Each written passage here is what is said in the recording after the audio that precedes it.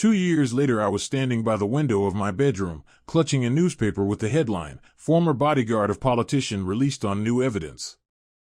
The photograph of Na Hyun Woo stared back at me from the pale newspaper page, harsher, older, but still the same man I betrayed for the sake of my own survival. My hands trembled as I read the lines. "The case was fabricated. New evidence of innocence has been found. He is free. And I am still inside the golden cage my father built for me." Outside, the rain was pouring, just like it had 2 years ago, when I kissed him for the first time under the downpour. Back then, I was still a naive girl who believed love could conquer everything. Now I knew the price of every choice. I heard the footsteps of my husband in the hallway, Choi Do-hun, the man I had been married off to in order to prevent a scandal. But what would he say when he found out that the man my father had branded a criminal turned out to be innocent? What would my father say, whose reputation rested on a lie? And above all, what would happen when Hyun Woo came for me? Because I knew he would. And when that moment came, my doll-like life would shatter to dust. I folded the newspaper and hid it in the drawer of my desk. But truth cannot be hidden so easily. 3 years earlier, I was born into a family where every minute of my life had been scheduled in advance. My name was Kim Soo-ae, the only daughter of a powerful politician, Kim Yoon-jin, whose reputation had long remained spotless. At least, everyone around him believed that the skeletons in our family's closet would never escape. He was respected, feared, sometimes even worshipped, like an unshakable mountain towering over the city, shaping the lives of everyone living at its foot. From the moment I learned to speak, my father drilled one rule into me: mistakes are not forgiven. I was to be perfect in everything, always. Raised to become a proper lady, the flawless complement to my father's political career. I was escorted to receptions, taught the right expressions, perfect posture, the art of smiling without even a trace of insincerity. I was obedient, for I knew no other way to be. Mother quietly approved of all father's commands, never trying to interfere. To be a politician's wife meant to know your place.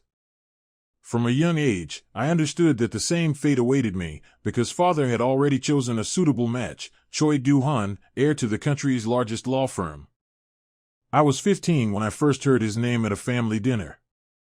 "Choi Do-hun is a most respectable young man," father said, leaning back in his chair, his eyes narrowing. "He will be an excellent husband for you, Soo-ae." At the time, I didn't take it too seriously. It felt so far away, and I had never even had the faintest romantic feelings for anyone. In my world, locked behind the walls of our mansion and guarded day and night, I had no chance to make close friends, let alone fall in love. But over time, it became clear I had no right to refuse. Father had decided. I often wondered, did so many other girls live the same way? Did every daughter of an influential family have to accept a life without freedom? If I had inner courage, I might have run away to another city, enrolled at a university, made new friends, lived by my own rules. But choosing that would mean burning every bridge, losing my name and wealth, becoming the target of my father's curses and hatred. And he never forgave those who dared defy him. I tried for a long time to find something in my future fiancé that I could cling to with my heart. Little things that might warm me. Maybe he was kind to the servants, or fond of animals, or willing to help poor families. But even when I began attending official events with Choi Do-hun, all I saw was the impeccable smile on his face, polished as professionally as his suit. He always looked perfect, spoke with confidence, addressed me politely, and yet there was not a single spark between us. We were like two marionettes tied by the same string of political gain. And honestly, I was afraid that I would spend my entire life in such a cold union, suffering from the emptiness. But who was I to complain? I grew up in luxury, a grand house, private drivers, servants, shopping in the finest boutiques. In public, I smiled and bowed according to strict etiquette, but inside, I never escaped the feeling of suffocation. Golden chains binding your wrists do not break like ordinary ropes. And the closer the date of the official engagement drew, the more I felt like I was choking, realizing it could not be stopped. Father always acted decisively. He signed decrees, changed lives, could dismiss an entire group of officials with a mere wave of his hand if they failed to meet his standards. And I knew well, in my case, he would execute the same kind of justice. If he needed to, if I dared defy his will, I would simply be banished, in complete solitude and penniless. Such punishment would be the same as death for me, for I wasn't prepared for such a world. My anxiety grew with me. Every evening I would stand by the window of my room, watching the city lights, counting the glowing windows of distant towers, dreaming of escape. But each time I fell asleep, I reminded myself I didn't have the courage. Father had chosen the path for me. I was too weak to challenge the mountain whose shadow I had lived in all my life. Everything changed when a new bodyguard appeared in our house. Father personally introduced him to me. "Sue, this is Na Hyun Woo. From now on, he will accompany you and protect you from any trouble." I only nodded politely, but somewhere deep inside I felt a strange shiver when I met his eyes. Dark, intense, with sparks, not of brute force, but of some kind of untamed danger. I thought he looked at me differently from everyone else. Not as the daughter of a powerful politician, not as the future wife of an heir. His gaze was direct, piercing. And in his posture was a hint that he would never bow to me, no matter how high my status. It was something new, frightening, and captivating. The day Father entrusted me with his new shadow became the beginning of the end of my so-called perfect life. I had no idea how terrifying and beautiful this path would become. With Na Hyun Woo in the house, the atmosphere grew tense. Father spoke to him curtly, issued orders in short phrases. The servants cast wary glances. From his posture and icy calm, it was clear he wasn't just an ordinary guard.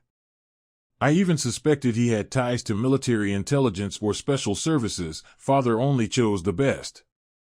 I observed him from afar, trying to remain composed. But every time our eyes met, something inside me flipped over. As though in him I saw the hidden part of myself, the one I never spoke of. It went against all protocol, for I was meant to remain a lady. One evening, in a moment of foolishness, I decided to slip out of the house. I didn't want to attend the birthday reception of some high-ranking minister.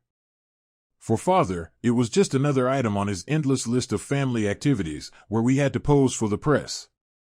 I simply ran into the garden, hiding in a far corner of the park surrounding our estate. There, I could breathe a little deeper, feel alive for at least a few minutes, before someone dragged me back to the car. But that night became special to me. Because there, among trimmed bushes and blooming flower beds, I ran into him. He stood under the street lamp, as if waiting for me. Our eyes met. I froze, holding my breath, my heart pounding wildly. I feared he would immediately report me to Father. After all, this was a blatant attempt to sabotage a carefully planned event, and such things were never forgiven. "You decided to take a walk at such a late hour?" he asked softly, his voice warmer than I had expected. I just wanted to be alone," I whispered, unable to tear my gaze from his face. He smiled slightly with the corner of his lips. Not mockingly, more knowingly. Perhaps because there was no judgment in his eyes, but something that looked like compassion. "I see," he said. "It is indeed peaceful here. But if you plan to run away, you should choose another time. Your father has already noticed your absence." I blushed. So that was it. He knew I was here and yet hadn't rushed to expose me. That was unexpected. "Will you tell him?" I asked, trying not to reveal my anxiety. "My job is to protect you, not to report every step you take." "But—" he paused briefly. "You need to return before they raise the alarm." I could have brushed him off, could have been stubborn, but something in his tone made me follow. Not a commanding note, but rather quiet persuasion, care. And suddenly, I wanted to trust him like I had never trusted anyone before. Strange and foolish, of course, to trust a man I had known for only a few days. We walked back to the mansion together. I tried to behave indifferently, but ignoring his presence was impossible. The slight casualness in his clothing, the jacket sat properly but unbuttoned, not formal. His hands were clasped behind his back, like a soldier standing guard. And yet, his stride carried a kind of freedom. I caught myself wanting to know everything about him, his age, where he was from, what made him agree to work for a man like my father. When we returned, Father was already waiting by the car. Thankfully, he didn't create a scene, only gave me a reproachful look. Later, I had to endure his lecture about how a politician's daughter must behave responsibly and impeccably. But somewhere deep inside, for the first time, a spark of rebellion flickered. I realized I wanted a real, full life, not an endless rehearsed role. And in that desire, the image of Na Hyun Woo kept appearing, the man who had helped me avoid Father's wrath. Why? I didn't know, but I felt that with him, I could be different. After that incident, I began to notice more often that he followed me not like a soulless shadow, but like a man who genuinely cared for my safety. When I stepped outside, he walked a little behind me, keeping everything and everyone under control. When we drove to official events, he sat in the front seat beside the driver, glancing at me through the rearview mirror. And if our eyes met, he quickly looked away, as though afraid to reveal a secret. But the secret was already alive in me. I felt that he understood my suffering under imposed norms. That behind the gloss of a perfect heiress, I was suffocating. Sometimes it seemed his gaze saw straight through me, my doubts, my quiet despair. And sometimes, in the depth of his eyes, I caught my own reflection, lonely, yearning for freedom. He didn't make compliments, never said unnecessary words, but in his gestures there was something that made me tremble inside. The way he gently touched my arm to guide me through a crowd. Or how, when he opened a door for me, he looked softly, as if saying, "I'm here, beside you, don't be afraid." It's hard to put into words, not intrusive, but quietly steady. And day by day, it grew stronger, blooming in my heart like a wild flower. I tried to resist the feeling. After all, I was engaged to another, at least formally. But how, tell me, can you fight what truly awakens you to life? The first crack in the monolith of years of obedience appeared the moment I caught the scent of his cologne, when he accidentally placed his arm around my shoulders, guiding me through a narrow corridor. Silly, yes, but that brief moment showed me I was alive. That I could feel. We never exchanged a single word about it, but an invisible thread began to form between us. It vibrated softly when we found ourselves in the same room, when I turned and saw his silent figure by the door. I tried to hide my emotions behind a mask of indifference, hoping no one else would notice the sparks slipping between our glances. And I kept repeating to myself that this was forbidden, impossible, and could never happen. But, as it turned out, fate played by its own rules. When the heart chooses, it does not ask permission. And my perfect life could never remain the same.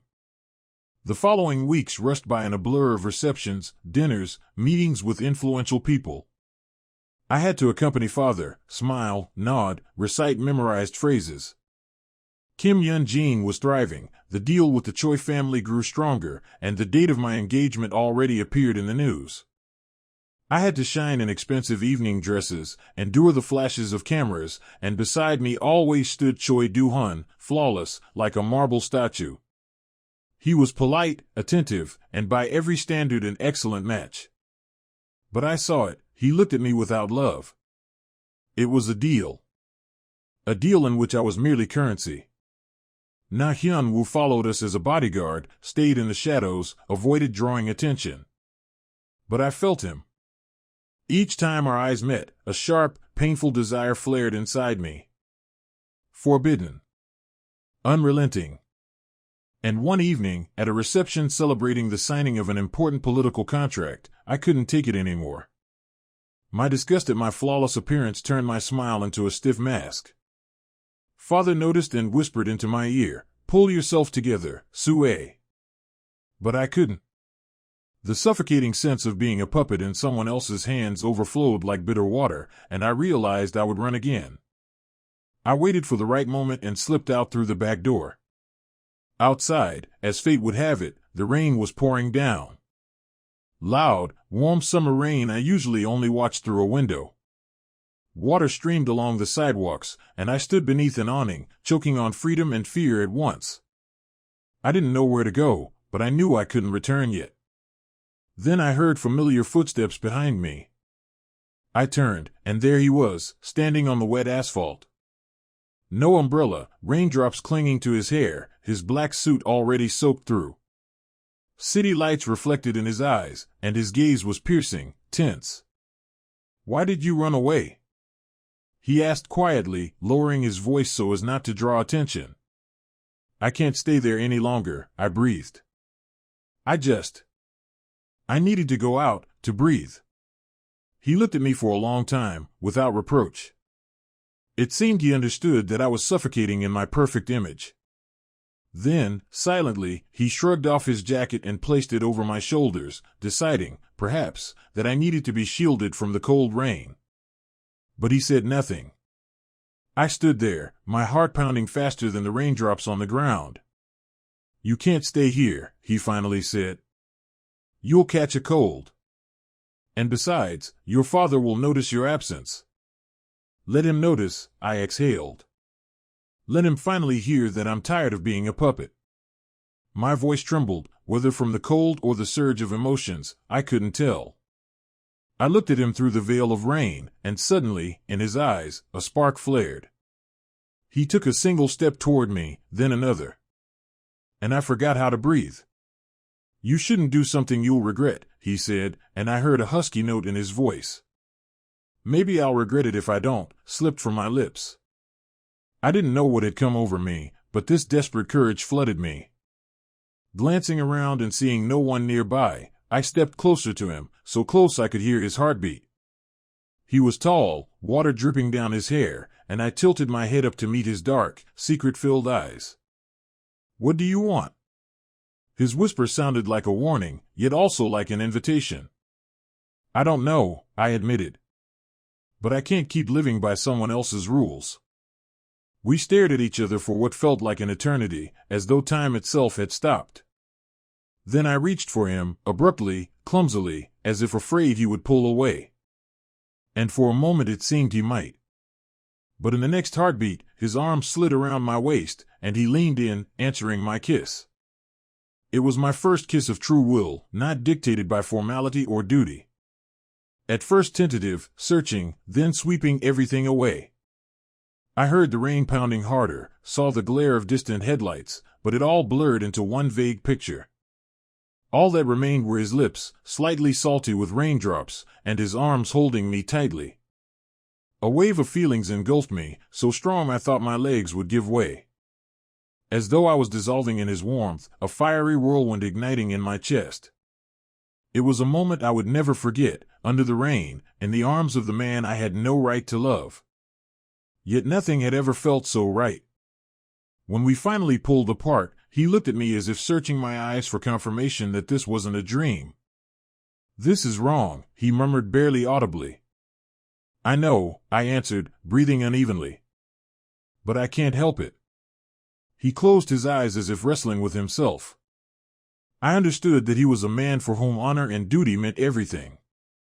That in protecting me he must not cross certain lines. And I, an heiress of the Kim family, was engaged to another. But love cannot be scheduled. It crashes down like an avalanche, suddenly, without asking permission. "I will take you home," he decided. His voice was firmer now, because he was forcing himself to regain control. "You'll catch a cold out here." I only nodded.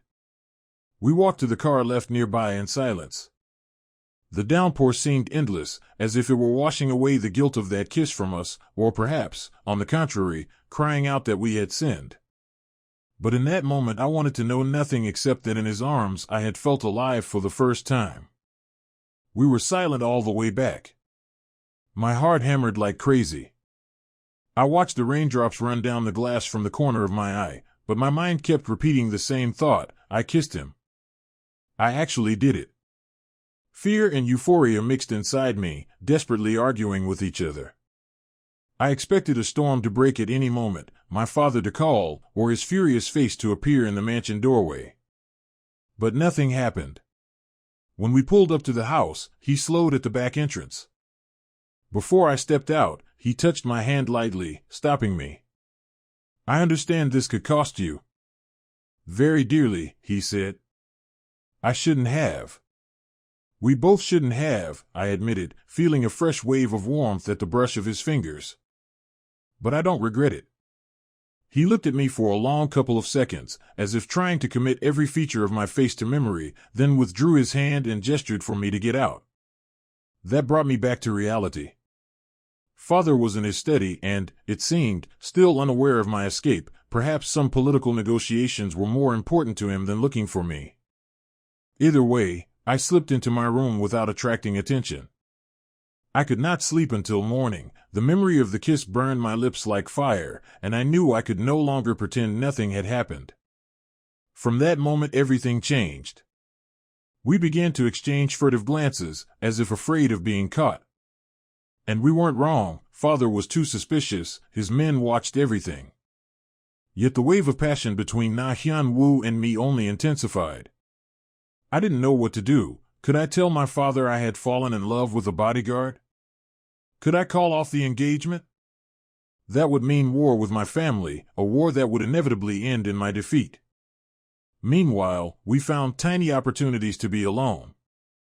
Sometimes it was a minute in a corridor where no one could see us, sometimes just a few seconds in the car when I climbed in and our fingers brushed. I waited for those moments like air. More and more often he looked at me as if to say, "Don't do this to me, I won't be able to stop." We lived in a state of anxious exhilaration. Once I cut my finger while eating. Yes, I was trying to cut myself a piece of cake, and he immediately sprang up, grabbed my hand, pressed it to his chest as if afraid I would lose too much blood.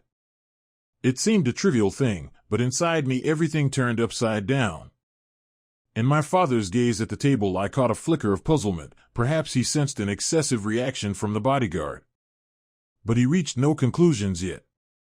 Soon Na Hyun Woo became more cautious. He understood that every movement could be noticed.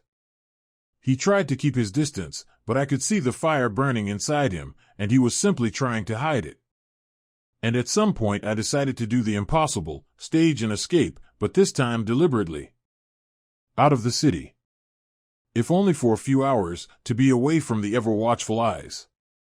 I remember slipping a short note into his jacket pocket as we passed each other in the hall. "Today. Noon. West Garage." It was bold and perhaps dangerous, but I could no longer live within four walls, deceiving myself. I wanted to breathe deeply beside him, even if only for a little while.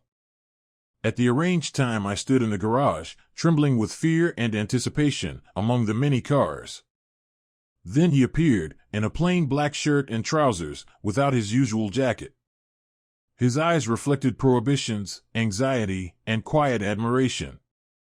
Wordlessly he got into the driver's seat of one of the cars and motioned for me to get in. I leapt inside as if committing the greatest crime. My heart pounded. He drove us out of the estate through a back access he had as a bodyguard, a plausible security excuse for taking me out. My father hardly checked every detail. He had other concerns. We sped down the country road beside the forest. I opened the window, breathing in the fresh air, laughing at the rush of feelings. It was probably the first time in many years I was outside without an official event or an entourage. Just the two of us and the road. We arrived at a small lake he knew.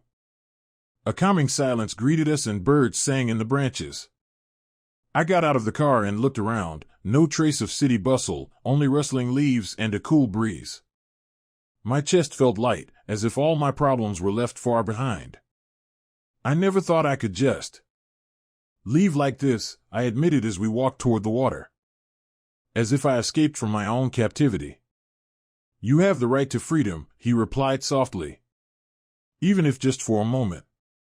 I looked at him. Sunlight skated along his hair, and his eyes held both joy and pain. He knew how quickly reality would return. I would be someone else's bride again, and he would remain a mere bodyguard without a voice. But in that moment I didn't want to think about the future. He stepped closer, cupped my cheek with his palm, and I felt butterflies awaken inside me. This time we both understood what we were doing. Our kiss was tender and long, filling me with gentleness and heat. I heard him exhale when my fingers gripped his shirt. That moment was the purest feeling I had ever known. I don't remember how we ended up in the parked car shaded by trees. Every nerve in me burned with a desire to be closer to him. I had never allowed myself such liberties, never been so recklessly honest. His hand slid over my waist, pulling me in, and I trembled at those bold yet so welcome touches. We kissed as if nothing else in the world existed, as if we were drowning together in mutual madness. He breathed my name, Sue. A whisper that was both warning and plea, an admission that he could no longer resist. I answered honestly, I want this. In his eyes I saw the last inner barriers break like a dam, long holding back the tide, and then the water poured out in a powerful rush. Warm skin, hurried kisses, slightly awkward movements. He squeezed my hand, ran his palm through my hair, lowered his head to my neck, making me gasp with desire. That day we finally let our passion loose, not hiding behind polite smiles and formal phrases. For me it was a revelation, to feel desired and to want in return. No words can capture the explosion of feeling that raged between us. It was a moment of no return. Because in such seconds we belong to one another in soul and body, and the world divides into before and after. We gave each other closeness, awkward in its haste but genuine. There in the car, away from prying eyes, I surrendered to him as if that moment were our last chance at happiness. When it was over, we sat pressed together, listening to the wind in the branches. My pulse had not yet calmed, and his hand brushed my face lightly as if to say, I'm sorry I can't give you more. I knew time was passing. We had to return to a reality where such things could destroy us. But I cherished that warm secret, and it became a part of me forever. After that unforgettable meeting by the lake, our dangerous romance began. We stole minutes while my father was away on business or occupied with political games. Sometimes we met in a secluded corner of the gardens, sometimes in the car when I asked him to drive me to a class or a shop. It seemed everything around us could betray us, cameras, guards, servants. Yet we played with fire, and I could no longer stop. Each kiss grew hotter, and each time we went further, any meeting could be the last, and that thought only added to our thrill. I wasn't naive, I knew sooner or later everything could be revealed. But passion eclipsed fear, and for the first time I felt happy, like someone tasting forbidden fruit for the first time after years of abstinence. Meanwhile, my father was negotiating more and more actively with the Choi family. The day for signing the papers for my engagement was drawing near.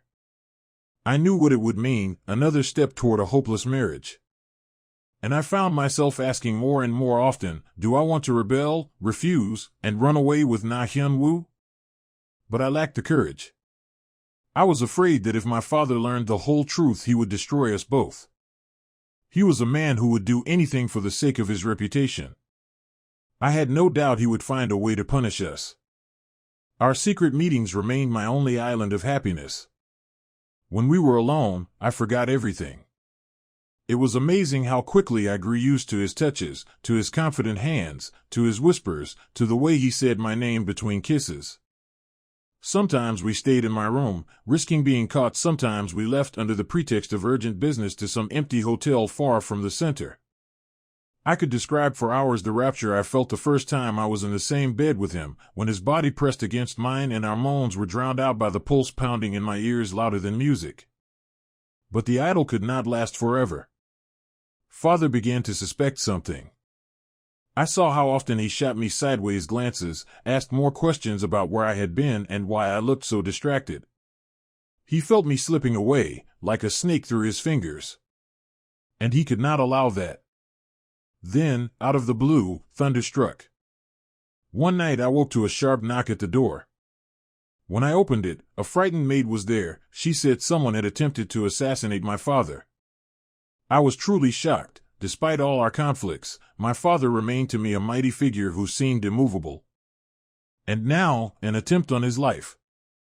Rushing downstairs, I saw police, security, and some of my father's trusted men bustling about. He himself was in his study, irritated and grim, but whole and unharmed. They said someone had poisoned his drinking water in his private bar and had tried to stage a fake electrical accident. And then a name surfaced, Na Hyun Woo. I could not believe my ears when several uniformed officers twisted his arms and put handcuffs on him. With the accompanying charge, suspected of organizing an attempt on Kim Young-jin. What? I thought I was dreaming. Father, this is a mistake. I shouted when I saw them roughly shove Hyun Woo against the wall. He couldn't. Father turned slowly, and in his gaze I saw icy calm and contempt. It was more terrifying than rage, a grim, merciless certainty of his own rightness. I searched his things, he said quietly to the officers. You'll find more evidence there. And indeed, somehow evidence appeared, some records suggesting Hyun Woo planned to harm my father, documents supposedly belonging to him that spoke of preparing this crime. Madness. I tried to scream, I wept, I grabbed my father's hand. But he looked at me as if I were a stranger. And Hyun Woo, held by the shoulders, stared into my eyes in silence. In his look I read pain and a quiet pride. He said nothing in his defense, as if he understood this was a staged performance. He will face trial now, Father said coldly. And you, my daughter, should learn one lesson, always obey me. The ground shifted under my feet. I felt myself tearing apart inside as they led him out of the house. For a moment he held my gaze and I saw a mute question in it. Will you forgive me for not being able to protect us both? Or, perhaps, forgive me for bringing you into this danger. But I knew he was not guilty. I do not remember how long I cried, sitting on the floor of my room. None of the servants dared comfort me. I only heard the echoes of my father's and his men's conversations. It's all done. Let him sit behind bars. They did not even try to hide that it was a frame-up. My father could not afford a public scandal, but he was willing to stage a theatrical accusation of attempted assassination to get rid of a troublesome bodyguard. It was so cynical that I did not know how to live with that knowledge. The next morning Father came to me as if nothing had happened. He said he had instructed that the assassin case be investigated. He had already bribed the right people, who testified that they had seen that man rifling through my father's things and talking about plans to cause harm. And I must remain silent for the sake of our family. Don't you dare shame me, I heard the final words. My hysterical objections did not move him. He said one thing, do you want to save your lover? Then you will marry Do-hoon without objection and do everything I tell you. Otherwise I will ensure the harshest sentence and he will rot in prison. In that moment it felt as if my heart were broken forever. I did not know what to do. On the one hand, I should have publicly declared that my father was a liar and that the evidence had been fabricated. But what chance would I have had to win?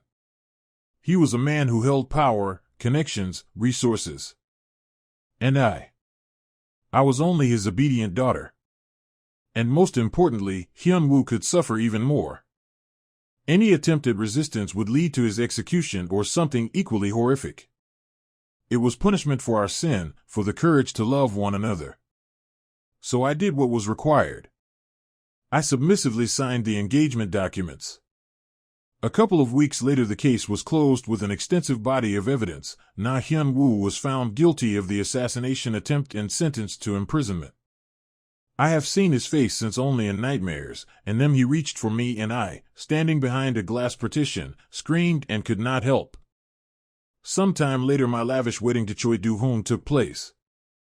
The celebration that all the newspapers wrote about, the union of the country's most powerful political family and a prominent law firm. I stood at the altar in an opulent wedding gown beside a man for whom I felt nothing but icy emptiness. People in the hall admired my splendid appearance, the pearl trim on my dress, the floral arrangements, while I felt like a puppet manipulated by seasoned puppeteers. After the ceremony there were 1,000,000 congratulations, 1,000 photographs, and I caught myself imagining another man in that moment, the one who should have been there if our world were not so cruel. I spent 2 years in a marriage that brought me nothing but longing. Choi Do-hoon was a polite husband. We attended social events together, dined with his family, posed for the press and staged affectionate photos, but there was no love between us. Soon he took an executive position in his father's company and spent most of his time at work. Sometimes we talked, and I saw that he, too, was not thrilled with this perfect family life. We were like two strangers forced to live under one roof by an agreement arranged long before our consent. One evening, when he came home late, I tried to speak to him plainly. I asked why he needed all of this, whether he was tired of pretending. He only smiled sadly. It's the price we pay for our status, for our families. And I understood. Like me, he had been bound in a bargain without a voice. There was no difference in who suffered more. We were both prisoners of our fathers. I told no one about my love for Hyun Woo. No one asked. Everyone saw that I was happy in marriage, as expected. I could not sleep at night. I stared at the ceiling and remembered his touch, his gaze full of passion. Every inch of my body missed him. But what hurt most was my soul. I had betrayed us when I agreed to my father's terms. Yes, I understood that it was the only way to save his life, but the guilt still tore me apart. Sometimes I spent long hours scrolling through old news, hoping to find mention of Na Hyun Woo's early release or an appeal. But I found nothing. In my position, I could not simply go to court and file a petition. I was watched closely. Father had warned me back then, "Don't you dare interfere in this case, or your precious bodyguard will die in his cell, no matter what diagnosis they write." I knew he was not bluffing. So my life went on, false smiles, society events, charity programs, talk show appearances. I was made into the ideal social lady, fit to represent the honor of the Choi family. I played the role demanded of me, trying to look strong and confident. But at night I tore apart, crying without tears because there was nothing left inside me but emptiness. Time passed, and my face became a familiar sight in the news. Kim Soo-ae once again enchants the public at a charity dinner and other loud headlines. People believed the illusion presented to them. I felt myself frozen inside. I resembled a statue, beautiful, but soulless. Once or twice a year, my father would approach me, pride in his voice. "You see? We did everything right. Our influence grows, your reputation is flawless." That's how it was meant to be. I stayed silent, not lowering my eyes, but inside I longed to cast off all chains and scream. Yet it was pointless. Any outburst of mine would have been crushed by him instantly. Over those 2 years, I asked myself countless times what had become of him, of my Na Hyun Woo. I shuddered at the thought of him sitting in a damp cell, remembering my betrayal. After all, I had essentially married another, hadn't fought for him to the end. My only justification was this: I had chosen the lesser evil. A fake marriage was better than his death. But what must it have been like for him, left to the mercy of others? This thought haunted me day and night. Then, just when I had almost resigned myself to living the rest of my life as the perfect wife and dutiful daughter, a turning point came. The day I had feared and yet longed for arrived suddenly. One evening, returning home from another reception, I felt an inexplicable unease, as if the air itself carried a premonition of something terrible and inevitable. I entered the living room, took off my shoes, headed toward my room, and suddenly heard soft footsteps in the corridor. I turned. No one was there. But my heart was already racing. I told myself I was going mad from tension and continued walking. But when I entered my room and switched on the light, I almost screamed in shock. Na Hyun Woo stood by the window, arms crossed over his chest, looking at me as if he had been waiting his entire life. He was no longer the young bodyguard who had shielded me from the rain. He radiated cold fury, a danger he no longer tried to hide. His cheekbones had sharp lines, his gaze darker and more mature. I saw a scar on his cheek that hadn't been there before. And like a lightning bolt, it struck me, he had returned to take revenge, or to reclaim what had been stolen from him. My heart nearly leapt out of my chest. Pain, guilt, admiration, all mixed together. I exhaled loudly, "Hyun Woo." He didn't respond immediately, just scanned me from head to toe. as if assessing who stood before him, the naive girl he had loved, or a stranger who had betrayed him.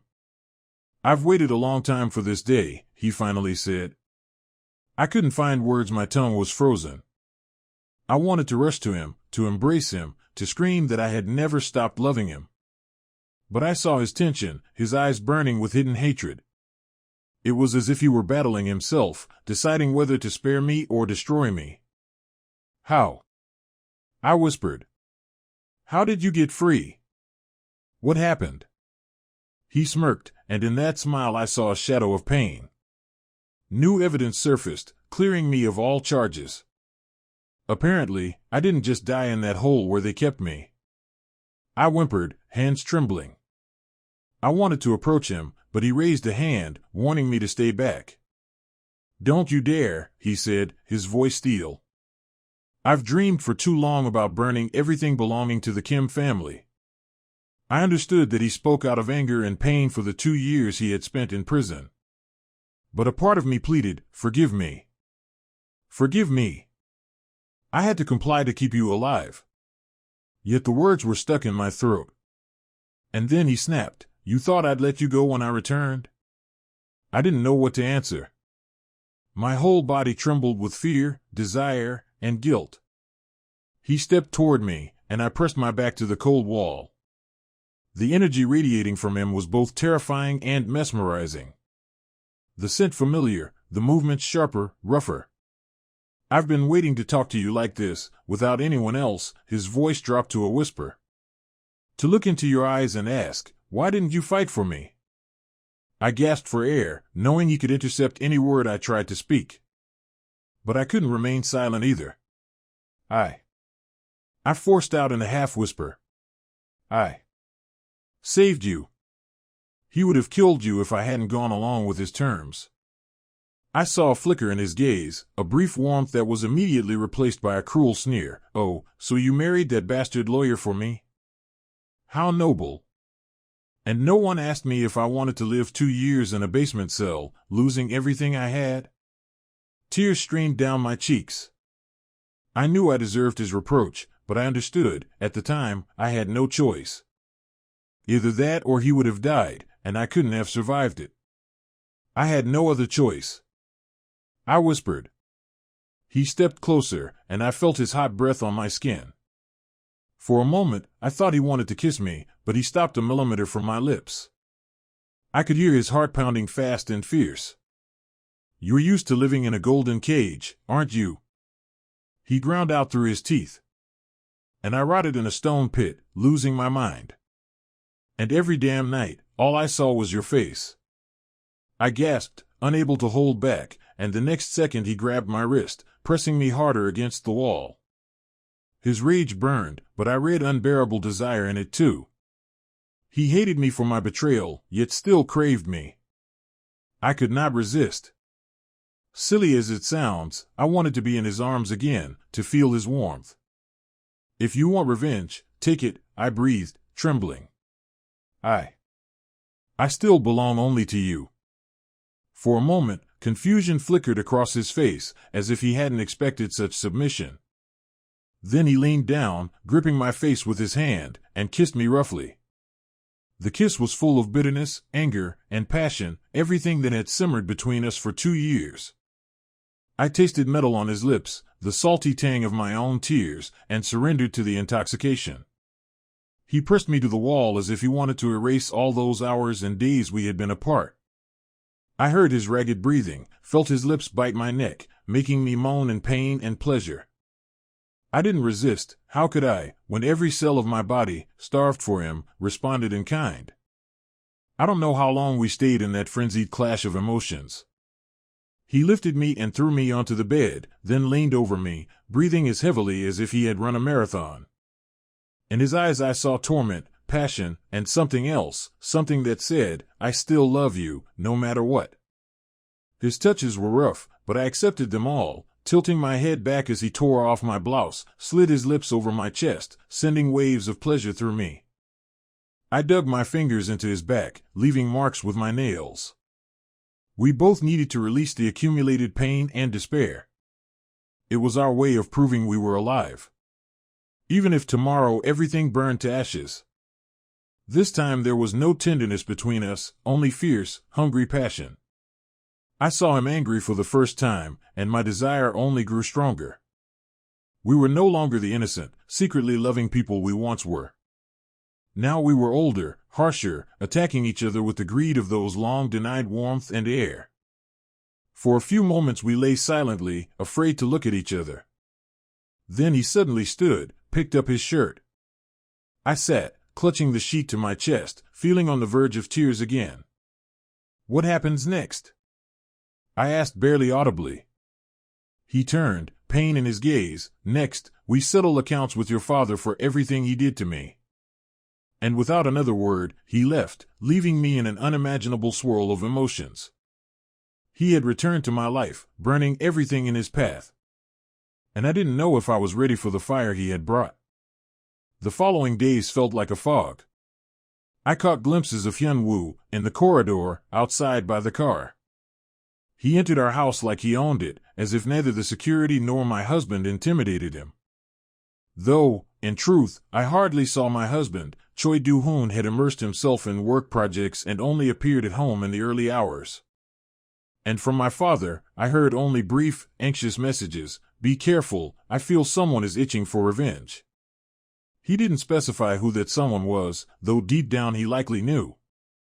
Meanwhile, I couldn't sleep. In the evenings, locked in my room, I thought about what tomorrow might bring, perhaps bloody revenge, scandal, exposure. Yet I also awaited Hyun Woo's return. Whenever his dark image flashed in my mind, my heart skipped a beat. And he did come. At night, to my room. Each time, a passionate kiss, filled with anger and endless longing, then we made love as if the world would end by morning. I sank into his arms, embracing this sinful closeness, intertwined with pain and desire. With every touch, we pushed ourselves deeper into a chasm with no way out. He spoke little, but in his gaze I could read that despite everything, he still loved me, even if stained by betrayal. He hated himself for weakness, hated me for weakness. But we could not stop. And each meeting became both a curse and a relief. Yet sin cannot remain hidden for long. Apparently, my father suspected we were together again. He summoned me to his office, where I arrived, pursing my lips and bracing for the worst. And the worst came without delay. "I know he's back," my father said, not even inviting me to sit. "And I know you're drawn to him again. Do you want to destroy everything?" I couldn't hold back. "Is there anything left unbroken, father?" He slammed his fist on the desk. I barely restrained a scream. "Shut up. I staged this entire play for you, to protect your reputation. And you go straight to that dog again." My fists clenched.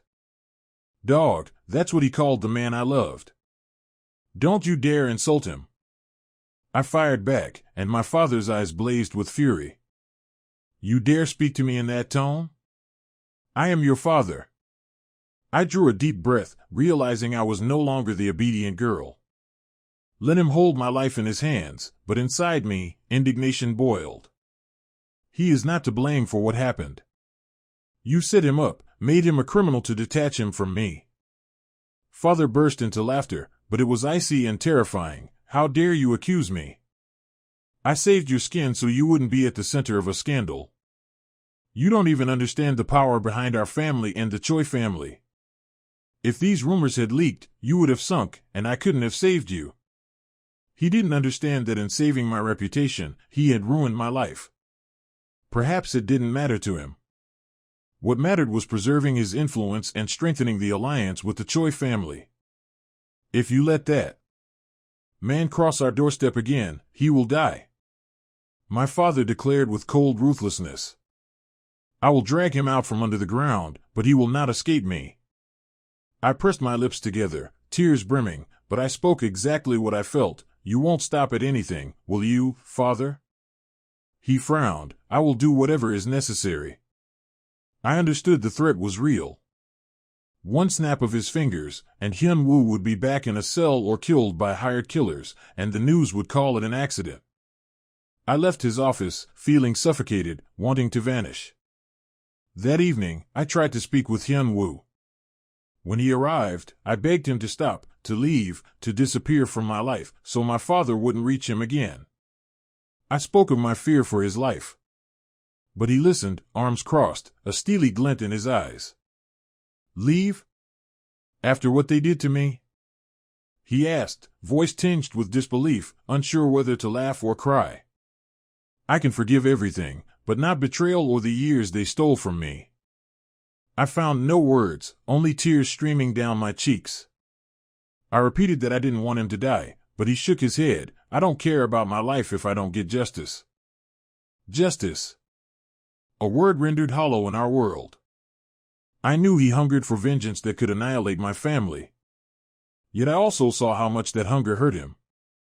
Still, he did not relent. If you're afraid, he said at last, holding my chin, step aside, don't get in my way. I can do this without you. I sobbed, feeling everything inside me tear apart. I can't. I don't want to stand against you, but I don't want to lose Father. No matter how much I hate him. He cursed softly, Sue, understand, we cannot live in this world pretending nothing happened. I must destroy his system of lies. I squeezed my eyes shut, trying not to look at him. He pulled me to him, and our lips met again in a desperate kiss, full of contradictions. This time, I felt the chasm closing over us. We had no right to be together. Our love smelled of blood and vengeance. Yet breaking this bond was impossible. Sensing the coming storm, Father began to act. He ordered heightened security around the mansion, and Choi Do-hoon, my official husband, also started spending more time at home, clearly sensing the tense atmosphere. But it was naive to think this could stop a man who had survived prison and learned to endure hellish conditions. One day, a police squad burst into the house with a search warrant. They claimed to have information about illegal financial dealings connected to the Kim family business. I saw my father's face pale. If any of his carefully hidden schemes were revealed, his reputation, built over years, would collapse. I suspected Hyun Woo was behind it. He must have uncovered compromising material or found a way to direct the police along a trail of corruption. The search concluded, and my father was taken in for questioning. I had no idea how it would end. Perhaps he would be released for lack of evidence, or perhaps he would fall from the top to the very bottom. No one spoke to me. Officers rushed past, scurried through rooms confiscating papers and hard drives. I sat in the living room, hands over my head, while Choi Do-hoon stood nearby, silently watching. His gaze seemed to ask, "What's happening here, Sue? Are you hiding something?" When reporters replaced the police, chasing a scoop, I couldn't take it and fled to my bedroom. I slammed the door, trying to block out the madness beyond the walls. But there he was, standing by the window, watching the journalists scurry below. "Did you do this?" I whispered, closing the door behind me. "Me?" he replied, without a trace of a smile. "No, rather, justice your father feared so much." I didn't know whether to rejoice or despair. All I could think, everything is collapsing, and my family, cruel as it is, has become a target. I could never have imagined it happening this way. On one hand, I saw a chance to end my father's tyranny, but on the other, my world was falling apart, and I wasn't ready. I stepped to Hyun Woo, taking his hand. "What now? Do you want to finish him off?" He looked at me, sorrow in his eyes. I wanted him to feel the pain I endured. But now... He trailed off, and I realized he didn't even know what would come next. We had no time for long conversations. A knock came at the door, followed by Choi Do-hoon's loud voice, "Sue, are you here?" I froze. If he saw Hyun Woo here, the consequences would be unpredictable. "Hide," I whispered, nodding toward the walk-in closet. Hyun Woo pursed his lips, frowning, but stepped inside, apparently deciding not to make a scene for now. I opened the door, trying to appear as calm as possible. Choi Do-hoon entered, glancing around. "Are you okay?" "Yes, just tired," I forced out. What's happening? Your father is suspected of hiding financial crimes. He could be removed from his position if evidence is found, he said evenly. You should leave for a while, maybe stay at another one of our residences. I felt everything inside me resist, leave, hide from problems, as if I could run my whole life. Yet deep down, I understood I was caught between a rock and a hard place. I'll think about it, I said shortly. He nodded knowingly, clearly guessing I wouldn't want to leave my father in such a situation. After all, he is still my parent. Once Do-hoon left, I exhaled, and Hyun Woo stepped out of the closet. He had apparently heard everything. So, you want to stay near him, even after everything? He asked, without accusation, more with fatigue. I don't know. My throat tightened.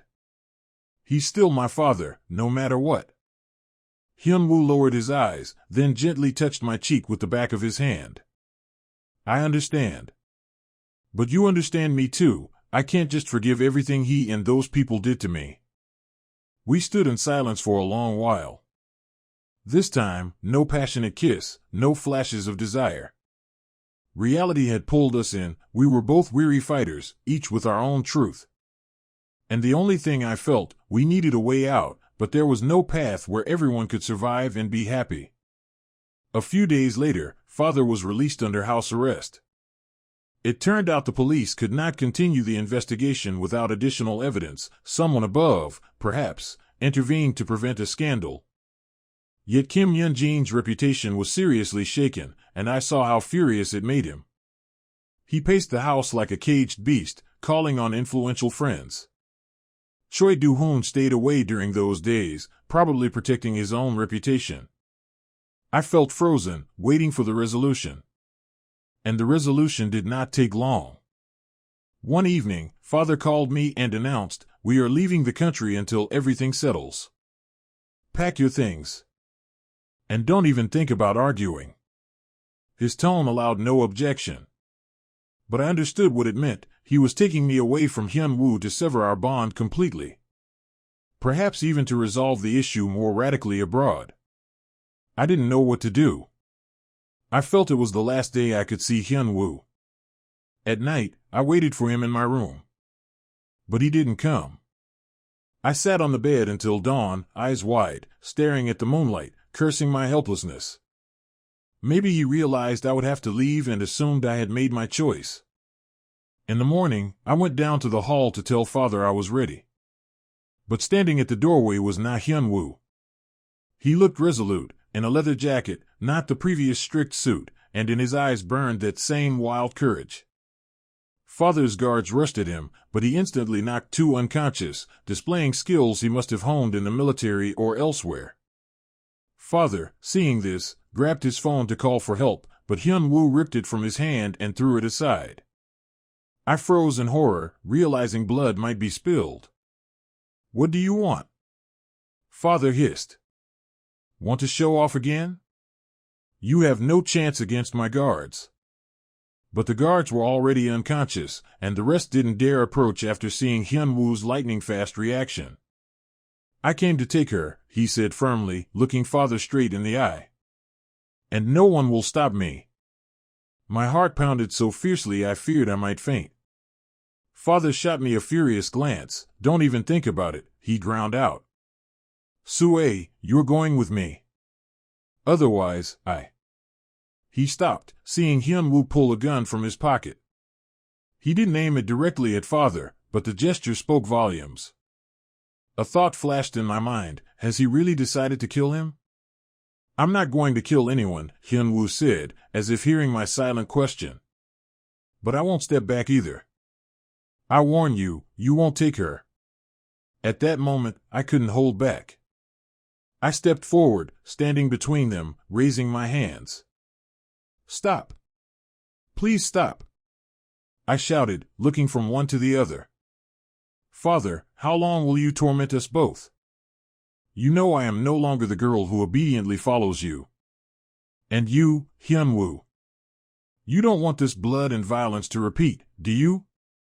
My words echoed in the silence of the mansion, where the stunned guards groaned on the floor. Father stared at me as if ready to burn me with his gaze. Hyun Woo breathed heavily, his hand holding the gun trembling slightly, though he tried to hide it. I just want her to be free, he said at last, exhaling. Let her choose what she wants. I turned to Father, a single question pounding in my chest. Would I have the courage to defy him completely? I remembered all the pain he had caused me, how he forced me to live in a cage, how he destroyed Hyun Woo's life. Yet he was still my father. There's no turning back, I thought. I have to choose. And I did what I had never dared in my life. I looked Father in the eye and said, I choose to leave with him. A heavy silence fell. I saw Father clench his fists.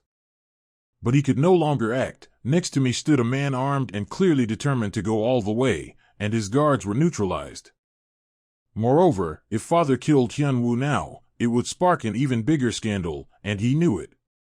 You are no longer my daughter, he said at last, hoarsely, his voice breaking. Get out. Those words hit harder than any slap. I realized he was finally renouncing me. But apparently, there was no other way. I turned to Hyun Woo and nodded quietly. He put the gun away, took my hand. We walked down the corridor past the stunned guards and out to the car parked at the gates. My soul ached, my heart constricted with pain and relief at once. I knew I had just burned all bridges with the family that gave me life but never allowed me to truly live. As we got into the car and drove away, I felt air stir in my lungs. For the first few minutes, we remained silent. Then I asked, looking out the window, and now? Hyun Woo only squeezed my hand tighter, eyes on the road. Now we are free. He didn't say we would have a carefree future or that Father wouldn't try to strike again. I understood that difficulties awaited us. I would have to learn to live without luxury, without status, but without lies and pretense. Perhaps we'd even have to leave the country to keep Father, weakened and neutralized, from reaching us. But that no longer frightened me as it once had. We drove onto the highway, the wind rushing through the slightly open window. I gazed at the stretching horizon, realizing that for the first time in my life, I felt true peace. Beside me was the one I loved, even with a scarred soul. Behind us were sins, mistakes, betrayals that had almost destroyed us. Ahead was a path we would choose together. I turned to him and saw in his eyes the same resolve and weariness. I touched his hand on the wheel. It was a gesture of trust, gratitude, and promise. He glanced at me briefly, corners of his lips lifting in the shadow of a smile. In his eyes, I understood, we had walked through fire and burned all bridges, but now we had a chance to live a new life without chains. And even if the world does not forgive sins easily, and fate tests us again, at least we had earned the right to breathe fully and feel each other truly. I chose love and freedom, and this time, I had no regrets.